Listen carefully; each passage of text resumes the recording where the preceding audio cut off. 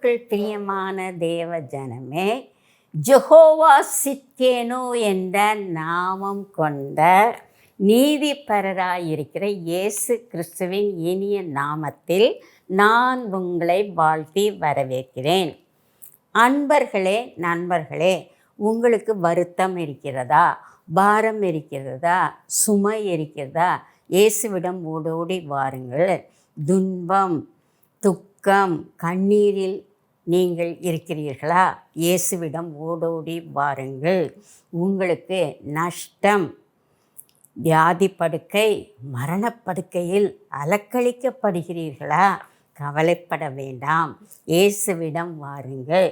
அவர் நமக்கு இளைப்பாறுதல் தருகிறார்.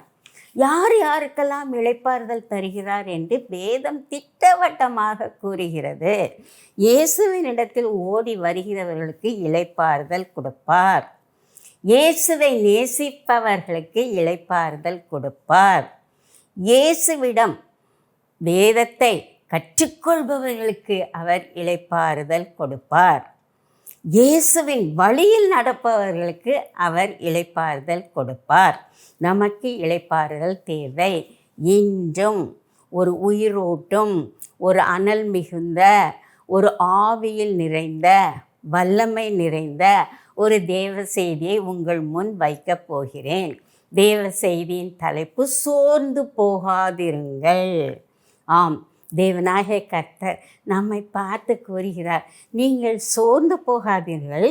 என்றாலும் சில சமயங்களில் நீங்கள் சோர்ந்து போகாமல் இருப்பது நிச்சயம் என்று கூறுகிறார்.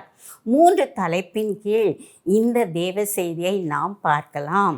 நாம் ஜெபிக்கும்போது சோர்ந்து போகக்கூடாது.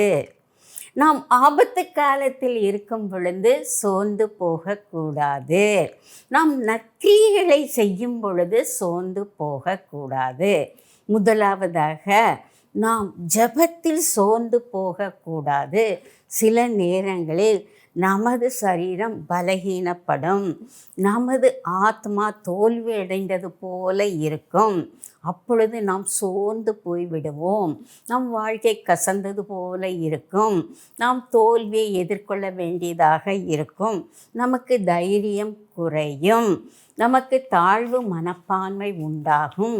அந்த நேரங்களில் இயேசு கிறிஸ்து நமக்கு கொடுத்த வாக்குத்தத்த வசனங்களை மனதில் வைத்து கொள்ள வேண்டும். உதாரணமாக, சோர்ந்து போகும் நேரங்களில் ஏசாயா 40:29-31 உள்ள வாக்குத்தத்தத்தை கைப்பற்றி கொள்ள வேண்டும். வசனம் என்ன கூறுகிறது? அநாதி தேவன் இளைப்படைவதும் இல்லை, சோர்ந்து போவதும் இல்லை. அதே போல சோர்ந்து போகும் நமக்கு பலன் அளிக்கக்கூடியதாக இருக்கிறார். அவர் கூறுகிறார், கர்த்தருக்கு காத்திருப்பவர்கள் புதுபலன் அடைந்து கழுகுகளைப் போல செட்டைகளை அடித்து எழும்புவார்கள். அவர்கள் ஓடினாலும் இளைப்படையார்கள், அவர்கள் நடந்தாலும் சோர்ந்து போகார்கள். எனவே சில விஷயங்களில் நாம் சோர்ந்து போகக்கூடாது. ஜெபம் பண்ணுவதில் சோர்ந்து போகக்கூடாது. அதாவது 24 மணி நேரமும் ஜெபித்து கொண்டே இருக்க வேண்டும். இயேசு கிறிஸ்து இதைத்தான் கூறினார். லூக்கா 18:1 இவ்வாறு கூறப்பட்டிருக்கிறது. அதை உங்களுக்கு நான் வாசிக்கிறேன். லூக்கா 18:1, சோர்ந்து போகாமல் எப்பொழுதும் ஜெபம் பண்ண வேண்டும் என்பதை குறித்து அவர்களுக்கு இயேசு ஒரு உவமையை சொன்னார். சோர்ந்து போகக்கூடாது என்று இயேசு கூறுகிறார். கெத்செமனே தேட்டத்தில் என்ன சொன்னார்? விழித்திருந்து ஜெபம் பண்ணுங்கள் என்று கூறினார். ரோமர் 12:12 கூறப்பட்டிருக்கிறது, ஜெபத்திலே உறுதியாய் தரித்திருக்க வேண்டும் என்று கூறப்பட்டிருக்கிறது. இப்பொழுதும் ஜெபத்தின் மூலம் நாம் அநேக நன்மைகளை பெற்றுக்கொள்ளலாம். சில நன்மைகளை வேதத்தின் அடிப்படையில் பார்க்கலாம். முதலாவதாக, ஜெபம் நமக்கு ஒரு ஸ்லாக்கியம். ஜெபம் நமக்கு ஒரு உயிர் மூச்சு. நாம் ஜெபித்து கொண்டே இருக்கும் பொழுது இயேசு கிறிஸ்துவின் கிருபாசன தண்டைக்கு நெருங்கி வந்து ஜெபிப்போம். நமது சிருஷ்டிகரை அப்பா பிதாவே என்று கூப்பிடும் புத்திர சுவிகாரத்தை பெற்றுக்கொள்ளவும். ஜெபிக்கும்போது வானத்தின் கதவுகள் திறக்கப்பட்டு நம் தேவனாகிய கர்த்தர் இடங்கொள்ளாமல் போகும் மட்டும் நமக்கு ஆசீர்வாதத்தை கொடுப்பார். அதுவும் அவருடைய பிரசன்னத்தை நாம் ஜெபத்தில் காணலாம், அவர் மகிமையை காணலாம், அவர் மகத்துவத்தை காணலாம். நாம் மகிழ்ந்து கொண்டே இருக்கலாம். ஜெபத்தின் மூலம் நமது பாவங்கள் மன்னிக்கப்படும். இயேசு கிறிஸ்துவின் இரத்தத்தினால் நாம் சுத்திகரிக்கப்பட்டு நீதிமான்களாக்கப்படுகிறோம். நமக்கு அநேக தேவைகள் இருக்கின்றது. உலக பிரகாரமான தேவைகள், ஆவிக்குரிய தேவைகள், எல்லா தேவைகளும் பூர்த்தி செய்யும் ஒரே இடம் நமது ஜெப அறை. நாம் பலன் கொள்வது நம்முடைய ஜெபத்தினால்தான். இயேசுவின் நாமத்தினால் நாம் சாத்தானின் கட்டுகளை அவிழ்ப்பதும் ஜெபத்தினால்தான். வியாதியஸ்தர்களை இயேசு கிறிஸ்துவின் நாமத்தினாலே ஜெபித்து நாம் அந்த வியாதியை குணமாக்கக்கூடும். எனவே ஜெபம் மிக முக்கியமாக இருக்கின்றது. அநேக விசுவாசிகள், மிஷினரிமார்கள் ஜெபம் செய்து கொண்டே வெற்றியடைவார்கள், வலிமையை பெற்றுக்கொள்வார்கள், ஆத்ம ஆதாயம் பெற்றுக்கொள்வார்கள். மற்றொரு வசனம் கூறுகிறது, சங்கீதம் 123:2, எங்கள் தேவனாகிய கர்த்தர் எங்களுக்கு இரக்கம் செய்யும் வரைக்கும் எங்கள் கண்கள் உம்மையே நோக்கி கொண்டிருக்கிறது. இரக்கம் வேண்டுமா? ஜெபிக்க வேண்டும். நம் கண்களை இயேசுவுக்கு நேராக ஏறெடுக்க வேண்டும். பர்தேமேயு குருடன் என்ன செய்தான்? சோர்விட்டு உட்கார்ந்திருந்தான். இயேசு அவ்வழியாக வருகிறார் என்று அறிந்து, இயேசுவே, தாவீதின் குமாரனே, எனக்கு இரங்கும் என்று கூறினான். பவுலும் சீலாவும் சிறைச்சாலையில் தொழுமரத்தில் கட்டப்பட்டிருந்த பொழுது ஜெபித்தார்கள், துதித்தார்கள். சிறைச்சாலை கதவு திறக்கப்பட்டது. அவர்கள் விடுதலை அடைந்தார்கள். யோனா மீனின் வயிற்றிலிருந்து ஜெபித்தான். உடனே அவன் ஒரு மிஷனரியாக நினேவே பட்டணத்திற்கு அனுப்பப்பட்டான் என்று வேதம் கூறுகிறது. நெகேமியாவை எடுத்துக்கொள்ளுங்கள். எதிர்ப்புகள் மத்தியில், கேலியின் மத்தியில் எருசலேம் அலங்கத்தை ஜெபித்து ஜெபித்து ஜெபித்து 52 நாட்களில் கட்டி முடித்தான். இதே போல் நாம் ஜெபிப்பதற்கு சோர்வடையக்கூடாது. லெந்து காலங்கள் அதற்காக கொடுக்கப்பட்டிருக்கிறது. எனவே நாம் ஜெபிக்க வேண்டும். ஒரு சில வசனங்களை வைத்து வைத்து ஜெபிக்கும் பொழுது நாம் பலன் அடைவோம். என்ன சொல்ல வேண்டும்? தினந்தனம், ஆண்டவரே, என் இருதயத்தை நீர் உயர்த்தியருளும், என் ஆத்துமாவை நீர் உயிர்ப்பியும், மோசையைப் போல எனக்கு பிரகாசமான முகத்தை கொடும் என்று கேட்க வேண்டும். யோசேப்பை போல என் தலையை நிமிர்த்தும். உமது திவ்ய வசனங்களை நான் கேட்க என் காதுகளை திறந்தருளும். உம்முடைய வேதத்தின் மகத்துவங்களை நான் அறிந்து கொள்ள என் கண்களை திறந்தருளும். சத்தியத்தை நான் மற்றவர்களுக்கு போதிக்கத்தக்கதாக என் நாவுகளை திறந்தருளும். மற்றவர்களுக்கு உதவி செய்ய என் கரங்களை திறந்தருளும். என் கால்களை தீங்குக்கு விலக்கி மான்கள் கால்கள் போலாக்கி கண்மணியின் மேல் நிறுத்தும் என்று ஜெபித்து கொண்டே இருக்க வேண்டும். சோர்ந்து போகாமல் இந்த லெந்து காலங்களில் ஜெபிக்க வேண்டும். அதற்காகத்தான் இயேசு கிறிஸ்து ஒரு உவமையை கூறினார். அந்த உவமையில் தேவனுக்கு பயப்படாத ஒரு நியாயாதிபதி இருந்தான். அவனிடத்தில் ஒரு விதவை சென்று நியாயத்தை கேட்டார். அப்பொழுது என்ன செய்தாலாம்? அந்த நியாயாதிபதியை அலட்டினாளாம், தொந்தரவு செய்தாளாம். இதை போல நாமும் இயேசு கிறிஸ்துவை அலட்ட வேண்டும். அவர் வாயிலிருந்து வந்த வார்த்தை, அந்த விதவை அலட்டினாள், தொந்தரவு பண்ணினாள், நியாயத்தை பெற்றுக்கொண்டாள். அதே போல் நாமும் இரவும் பகலும் நம் தேவனை நோக்கி கூப்பிடும் பொழுது அவர் நமக்கு நியாயம் செய்வார். நீதிமானின் ஊக்கமான ஜெபம் அவனுக்கு பலத்தை கொடுக்கும். இன்றைய காலகட்டத்தில் அநேகர் அனாவசியமாக ஃபேஸ்புக், ட்விட்டர், வாட்ஸ்அப் என்று அதில் தங்கள் நேரத்தை செலவழிக்கிறார்கள். அவ்வாறு செலவழிக்கக்கூடாது. இயேசுவோடு ஜெபத்தின் மூலம் நாம் சாட் பண்ணி கொண்டே இருக்க வேண்டும். இயேசுவுக்கு ஜெபத்தின் மேல் மெசேஜை அனுப்பி கொண்டே இருக்க வேண்டும். இரண்டாவதாக வேதம் கூறுகிறது, ஆபத்து காலத்தில் நாம் சோர்ந்து போகக்கூடாது. நமக்கு ஆபத்துகள் வரலாம், சோர்வுகள் வரக்கூடாது, கலங்கக்கூடாது, பயம் இருக்கக்கூடாது, திகில் இருக்கக்கூடாது. ஆபத்து நம்மை நோக்கி வரும் பொழுது மனிதரிடம் உதவியை நாடக்கூடாது, இயேசுவிடம்தான் போக வேண்டும். ஆபத்து காலத்தில் நாம் சோர்வுற்றால் நம் பலன் குன்றிவிடும் என்ற வசனம் கூறுகிறது. நான் வாசிக்கிறேன். நீதிமொழிகள் 24:10. ஆபத்து காலத்தில் நீ சோர்ந்து போவாயானால் உன் பலன் குறுகினது. வேதம் என்ன கூறுகிறது? ஆபத்து காலத்தில் என்னை நோக்கி கூப்பிடு, நான் உன்னை விடுவிப்பேன், நீ என்னை மகிமைப்படுத்துவாய் என்று கூறப்பட்டிருக்கிறது. தேவன் என்ன கூறுகிறார்? அவன் என்னை நோக்கி கூப்பிட்டான், நான் அவனுக்கு மறு உத்தரவு கொடுத்து ஆபத்திலே, நன்றாக கவனிங்கள், ஆபத்திலே நானே அவனோடு இருந்து அவனை தப்புவித்து அவனை கனப்படுத்துவேன் என்று கூறுகிறார். தாவீதுக்கு அநேக ஆபத்துகள் வந்தது, மரண இக்கட்டுகள் வந்தது. அவன் என்ன ஜெபித்தான் என்றால், என் ஆபத்து நாளில் கர்த்தரை மட்டுமே நான் தேடினேன் என்று கூறினான். அதே போல நாம் கர்த்தரை மட்டும் ஆபத்து காலத்தில் தேட வேண்டும், சோர்வடைந்து விடக்கூடாது. அப்பொழுது நமக்கு ஆவியில் உற்சாகம் பிறக்கும். இயேசு கிறிஸ்து என்ன கூறினார்? உங்களுக்கு உபத்திரவம் உண்டு இந்த உலகத்தில், திடன் கொள்ளுங்கள், நான் உங்களோடே கூட இருக்கிறேன் என்று கூறினார். நான் உலகத்தை ஜெயித்தேன் என்று கூறினார். எனவே கிறிஸ்தவ வாழ்க்கை எனப்படுவது ஒரு சுகபோக வாழ்க்கை கிடையாது.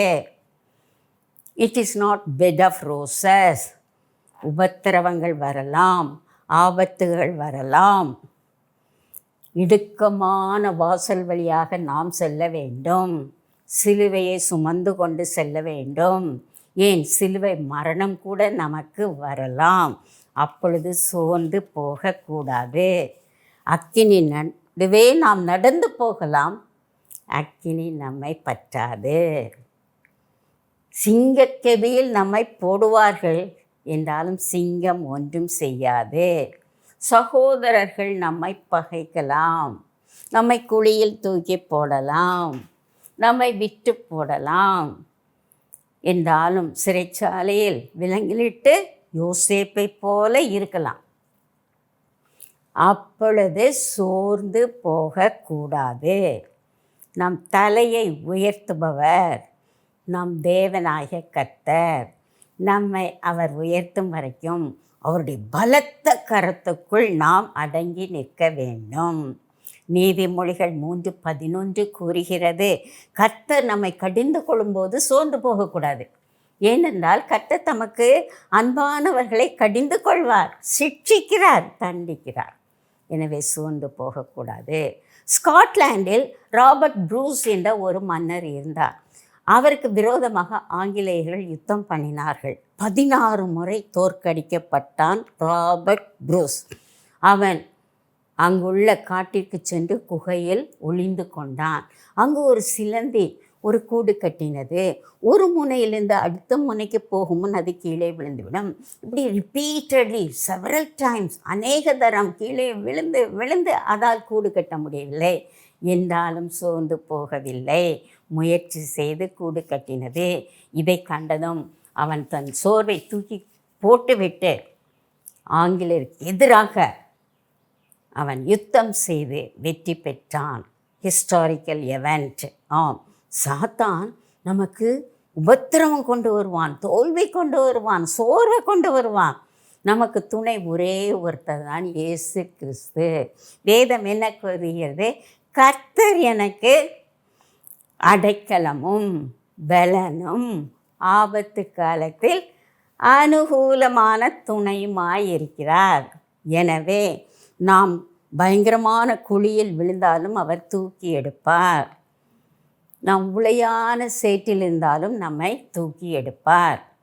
மூன்றாவதாக, நற்கிரியை செய்வதில் நாம் சோர்ந்து போகக்கூடாது.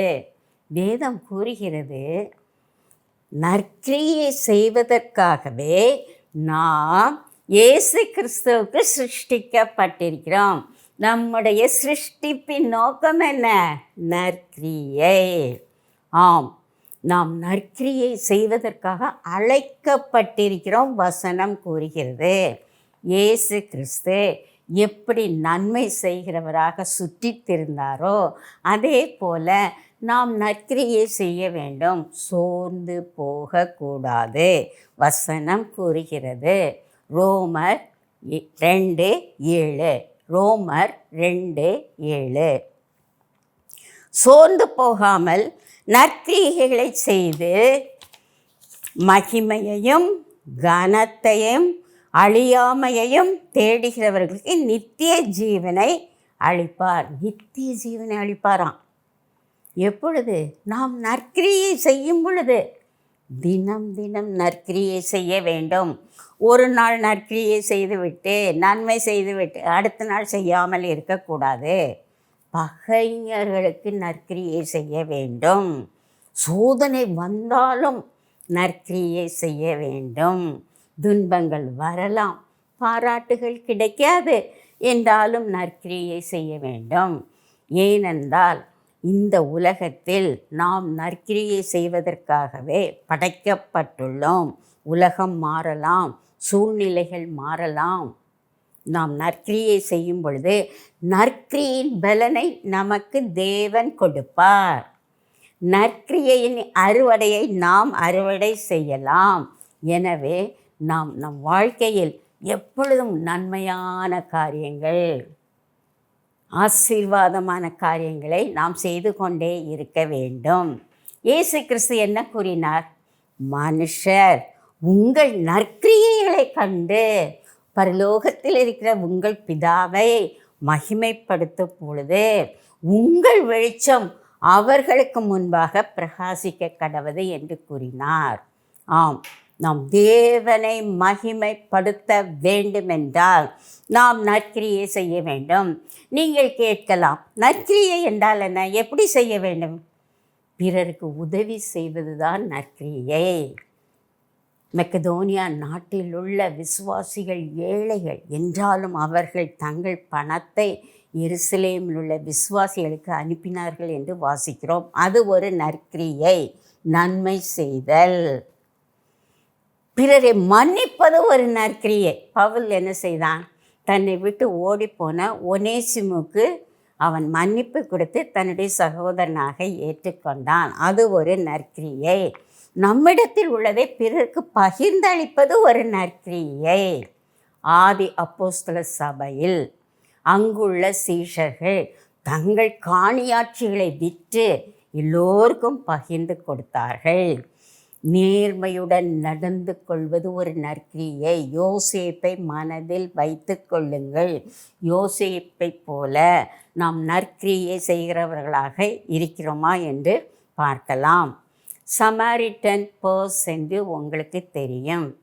இது ஒரு கிறிஸ்டியன் ஆர்கனைசேஷன். இது இன்டர்நேஷ்னல் ஆர்கனைசேஷன்.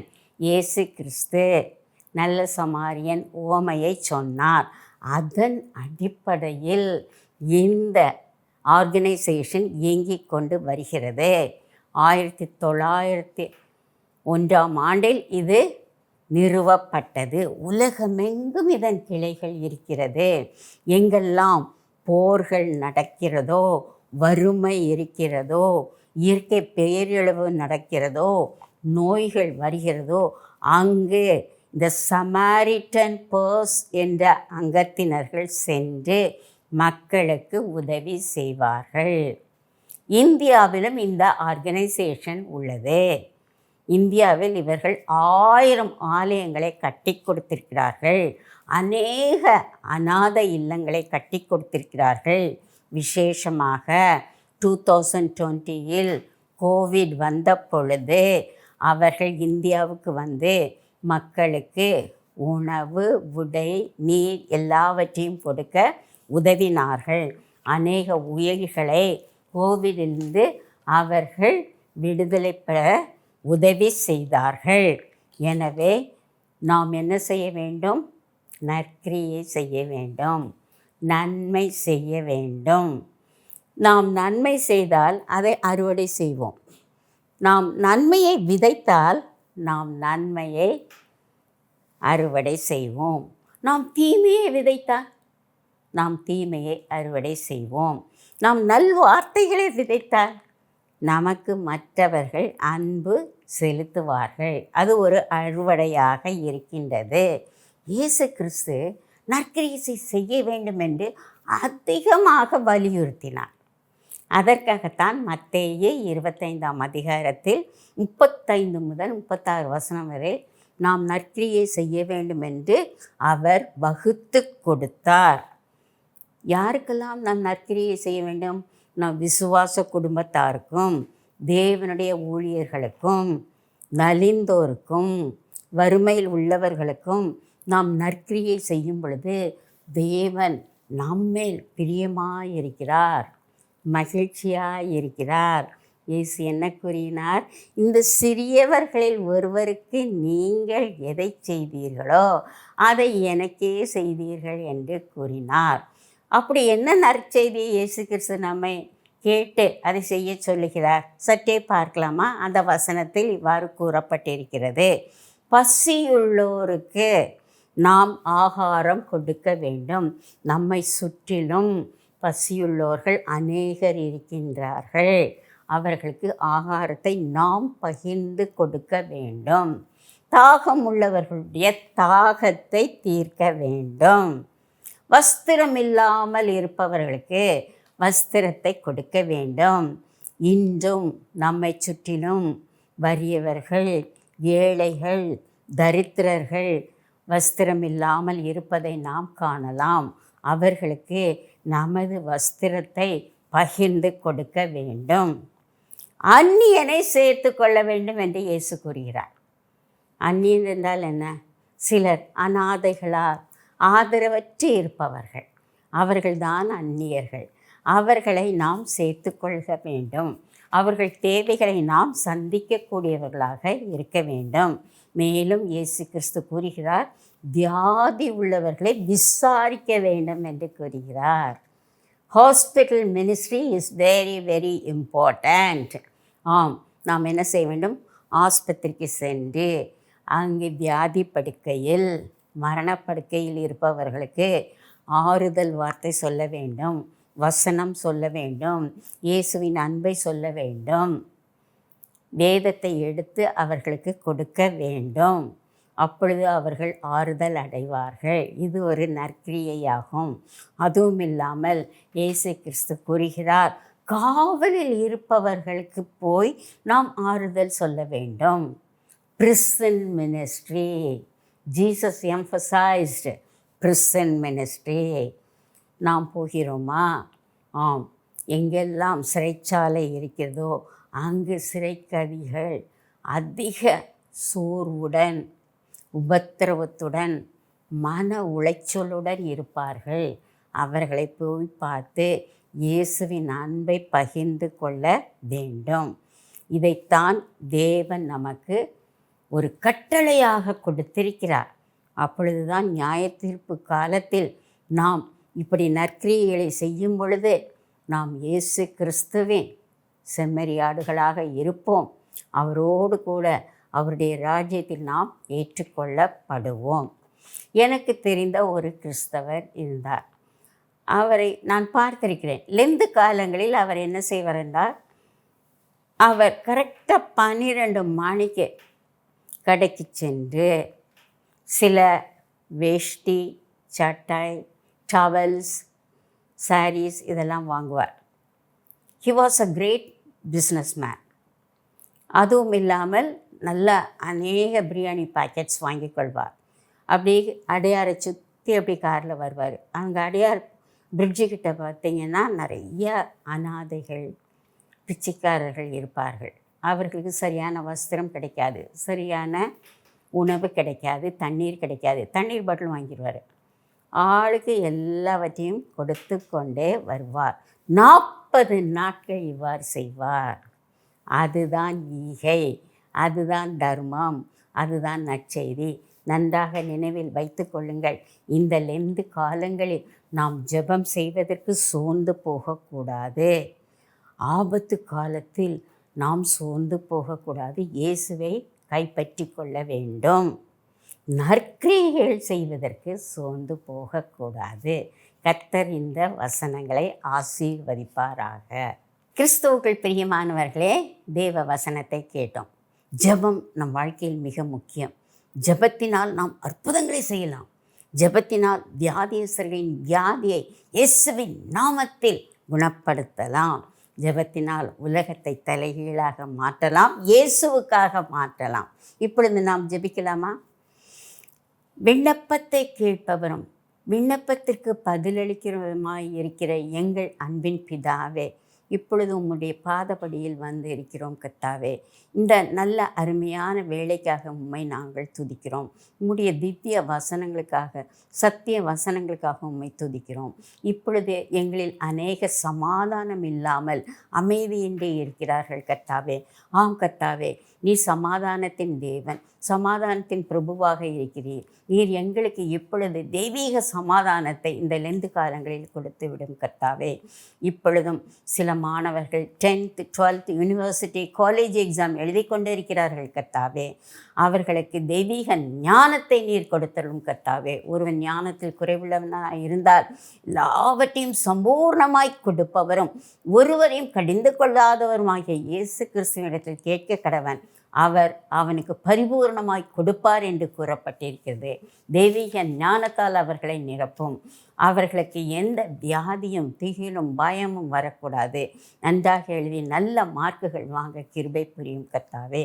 எங்களில் அநேகர் வறியோர், நொம்பலப்பட்டோர், ஒடுக்கப்பட்டோர் இருக்கிறார்கள் கர்த்தாவே. எங்களுக்கு ஒரு நல்ல மனச்சாட்சியை கொடும். நாங்கள் நற்கிரியை செய்பவர்களாக, உலகத்தில் நன்மை செய்பவர்களாக சுற்றி தெரிய கிருபை புரியும் கர்த்தாவே. இந்த காலங்கள் ஈகையின் காலமாக இருக்கின்றது கர்த்தாவே. எங்களிடத்தில் உள்ளதை நாங்கள் மற்றவர்களுக்கு பகிர்ந்து கொடுக்க நீதாமே எங்களுக்கு கிருபை புரியும். நீ செய்ய போவதற்காக நன்றி நன்றி நன்றி. இயேசுவின் இனிய நாமத்தில் வேண்டிக் கொள்கிறோம் எங்கள் அன்பின் பிதாவே. ஆமென் ஆமென்.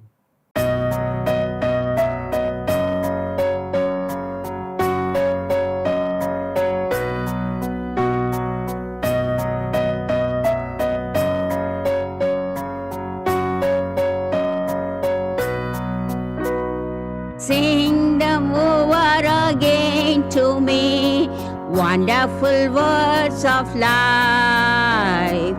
Let me more of that beauty see, wonderful words of life. Words of life and beauty, teach me faith and beauty. Beautiful words, wonderful words, wonderful words of life. Beautiful words, wonderful words, wonderful words of life. Christ the Blessed One gives to all wonderful words of life. Sinner list to the loving call, wonderful words of life.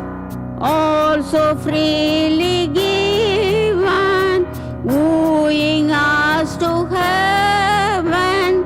Beautiful words, wonderful words, wonderful words of life. Beautiful words, wonderful words, wonderful words of life. Sweetly echo the gospel call, wonderful words of life. Offer pardon and peace to all, wonderful words of life. Jesus, one Savior, sanctify us ever. Beautiful words, wonderful words, wonderful words of life. Beautiful words, wonderful words, wonderful words of love.